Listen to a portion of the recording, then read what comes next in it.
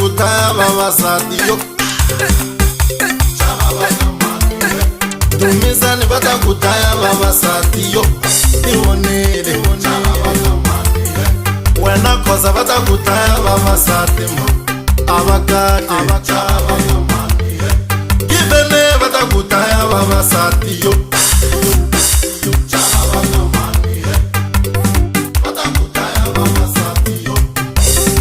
Vavasati a hi va ka n'wina bote. Vavasati hi yo lovola hi mali.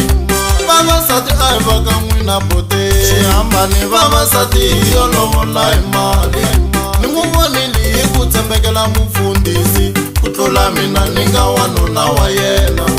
I weda ya August yi hlangahlanganile ya cincacinca weda ya kona. Nkarhi wun'wanyani ku ba moya, nkarhi wun'wanyani ra hatima, nkarhi wun'wanyani ra hisanyana, nkarhi wun'wanyani ka titimela. I n'hweti ya vavasati yaleyo a va bayisangi valangi va yona.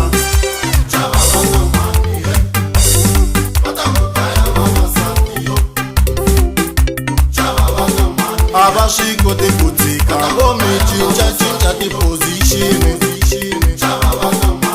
U ri CEO loko swi chika mundzuku tlilinara. Departmente ya rirhandzu a yi tivisi munhu ku rixa vatirhi. Tshama na tipanado hi ku nhloko yi nga fanga u pfumala tiphilisi.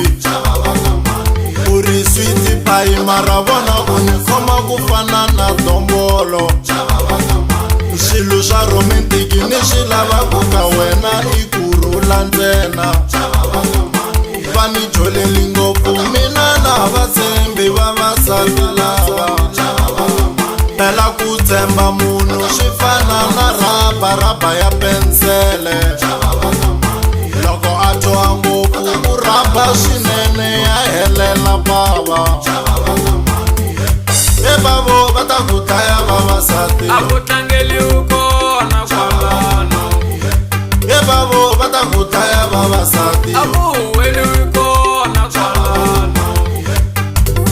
Va ta ku dlaya vavasati yo.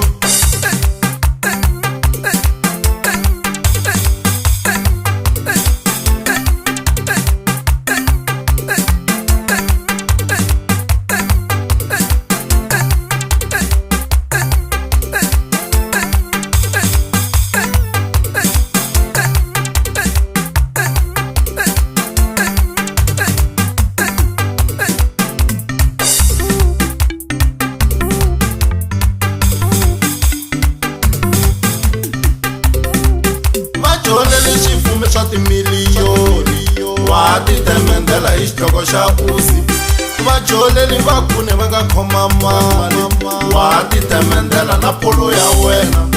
Wanuna wa ku wina argument ka wansati hi lowa abusive. Wanuna wa ku wina argument leswi ya andyangwini hi lowo kota ku ba. U ni vitani hani a fonini ni n'wi vitana Julia. U ri wayini n'wi vitana hi vito. A mihlolo na munhu u kwatela vito ra yena.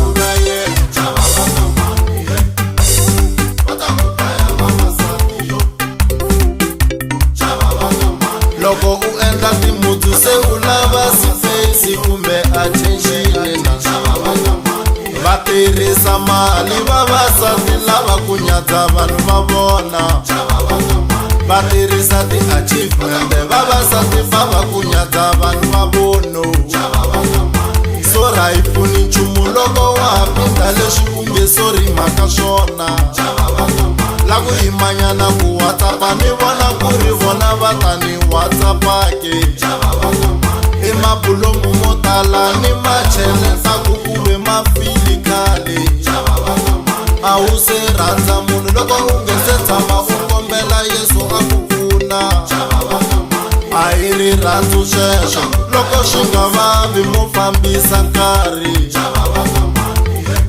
E vutlhari va ta ku dlaya vavasati n'wana manani. Razilani va ta ku dlaya vavasati n'wana mamo. va ta ku dlaya vavasati yo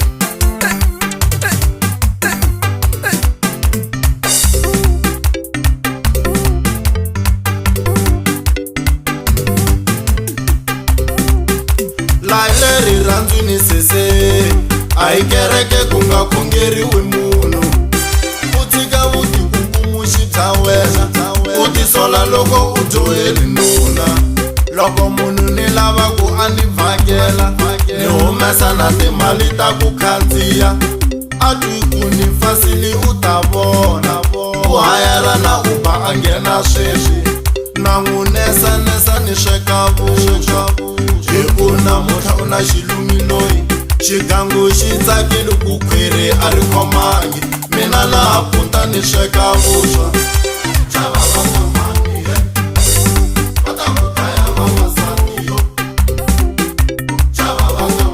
ni n'wu vekerile aka kasi no vekela bazi i city to city se ni lava na ku biwa hi vakhandziyi va yona u nga tisi ndzilo ku ri vanhu van'wanyani va twa ku kufumela swi teka malembe ku ri u tshemba munhu mara swi famba hi sekene demo u chola i demo ni dyondza ene ni ta va perfect ni tshemba a swi nge vavi